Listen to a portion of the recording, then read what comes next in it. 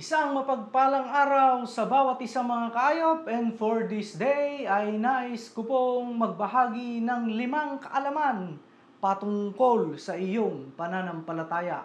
Simulan na natin!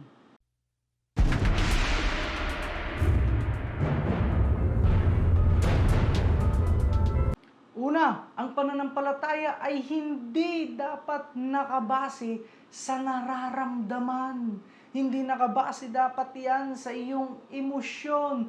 Bakit? Kasi ang sabi sa aklat ng Hebrews chapter 11 verse 1, ang pananampalataya ay ang katiyakan na matatanggap natin ang mga bagay na inaasahan natin. At ito ay ang pagiging sigurado sa mga bagay na hindi natin nakikita.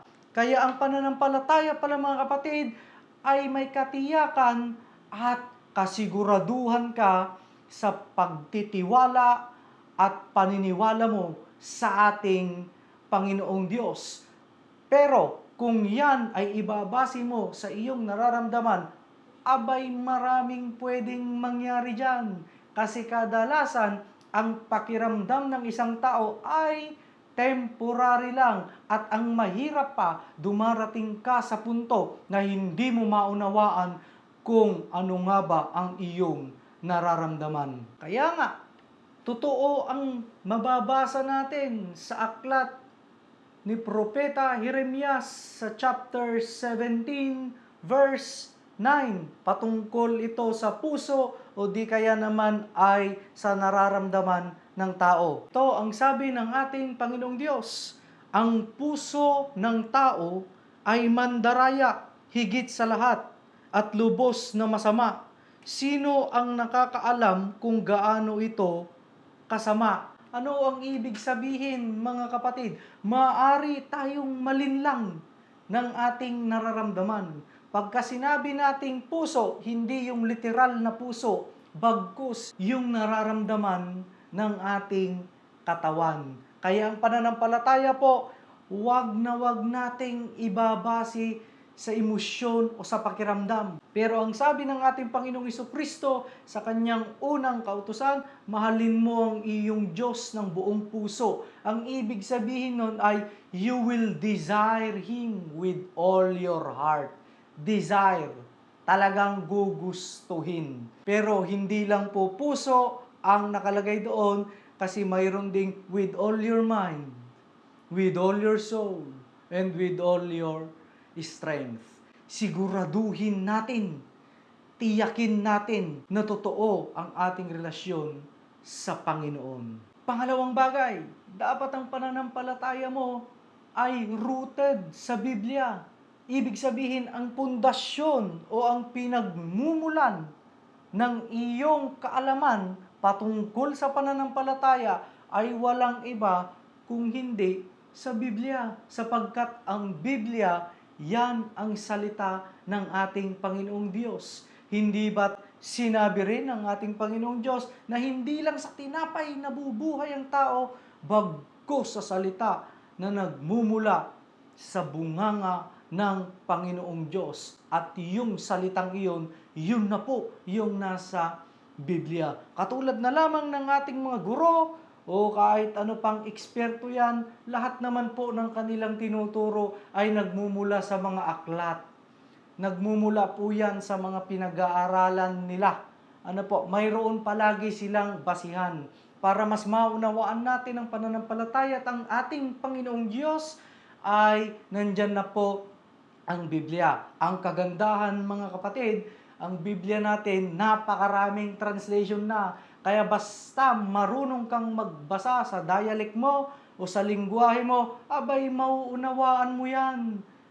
Kasama mo ang banal na espiritu sa pag-aaral ng Biblia. Parang pelikula, mga kapatid.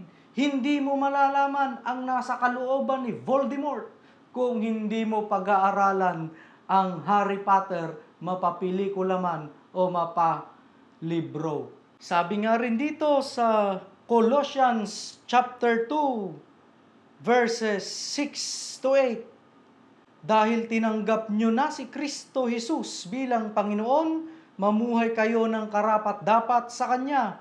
Patuloy kayong lumago at tumibay sa Kanya. Magpakatatag kayo sa pananampalatayang itinuro sa inyo at maging mapagpasalamat din kayo. Mag-ingat kayo nang hindi kayo madala ng walang kabuluhan at mapandayang filosofiya. Mga tradisyon lang ito at mga pamamaraan ng mundo at hindi mula kay Kristo. Paano ba natin mas malalaman ang patungkol kay Kristo nang sa gayon ay hindi tayo madala ng walang kabuluhan at mapandayang filosofiya? Siyempre, nasa Biblia na ang sagot, mga kapatid. Kaya nga, napakahalaga na pag-aralan at mabasa talaga ang Biblia. Kung ikaw nakabasa na ng maraming pocketbook, ay hindi ka na mahirapan magbasa ng Biblia. At kung mag-uumpisa ka pa lang, simulan mo na. Unti-untihin mo at sa bawat pagbasa mo, sigurado ako mas marami kang malalaman patungkol kay Kristo. Pangatlo, faith is best tested on worst case scenarios. Ibig sabihin, ang pananampalataya mo ay natitest yan, mas nakikita yan sa mga panahon na ikaw ay naghihirap, sa mga panahong ikaw ay nasasaktan. Bilang Kristiyano, huwag mong iisipin na dahil may pananampalataya ka, lagi kang nasa safe side. O di kaya naman, lagi kang nasa good side. O komportabling buhay. Hindi po ganoon. Kapag ikaw ay may pananampalataya, ay lalo kang uusigin ng kalaban. Tulad ng nangyari kay Apostol Pablo. 2 Corinthians chapter 12 verses 9 to 10. Sabi na Apostol Pablo, ngunit sinabi ng Panginoon sa akin, sapat na sa iyo ang aking biyaya, dahil ang kapangyarihan ko'y nakikita sa iyong kahinaan. Kaya buong galak kong ipinagmamalaki ang aking mga kahinaan, nang sa ganon ay lagi kong maranasan ang kapangyarihan ni Kristo. Dahil dito, maligaya ako sa aking kahinaan, sa mga panlalait sa akin, sa mga pasakit, panguusig, at sa mga paghihirap alang-alang kay Kristo, sapagkat kung kailan ako mahina, saka naman ako pinalalakas ng Diyos. Kaya nga, bilang mga Kristiyano, bilang isang taong sumasampalataya sa ating Panginoong Diyos, normal po na ikaw ay mahirapan. Normal na dumaan ka sa maraming pagsubok kasi yan ang nagpapatibay ng pananampalataya.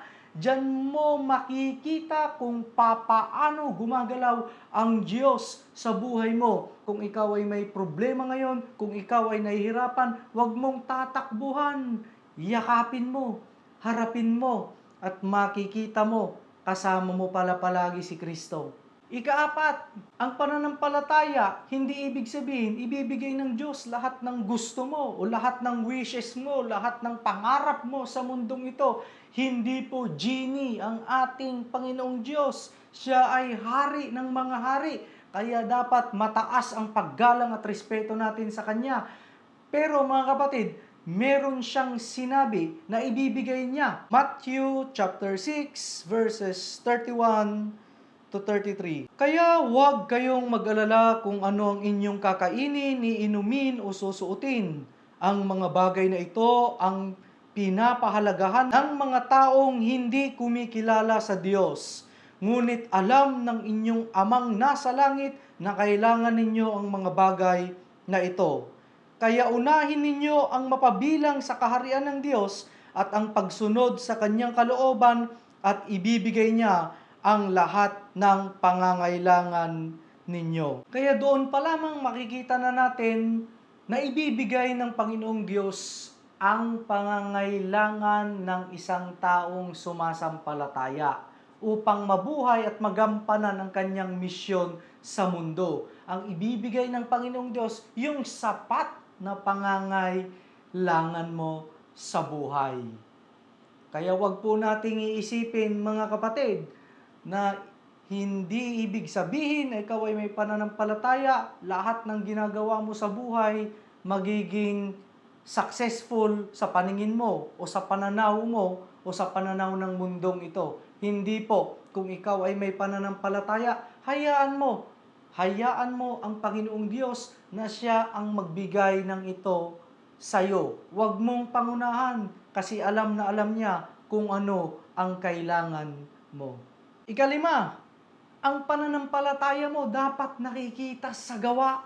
Hindi talaga pwedeng walang gawa. At anong klaseng gawa ito?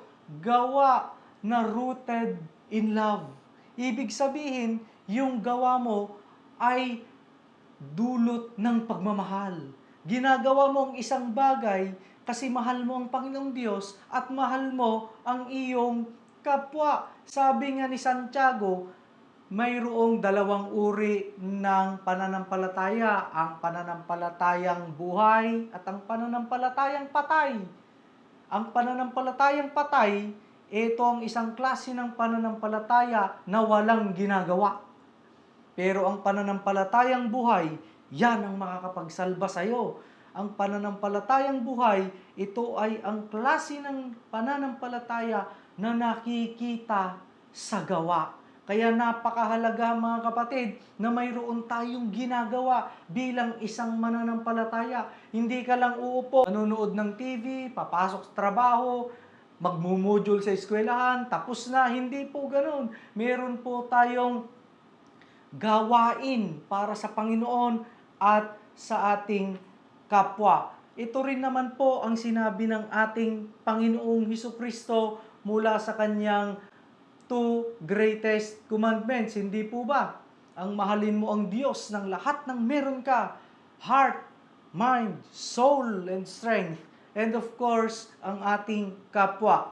Pero, meron pong update sa pagmamahal sa kapwa. Ito po ay mababasa natin sa aklat ni John, chapter 13, verse 34. Kaya isang bagong utos ang ibinibigay ko sa inyo. Sabi ng ating Panginoong Hesus, magmahalan kayo. Kung paano ko kayo minamahal, ganoon din dapat ang pagmamahal nyo sa isa't isa.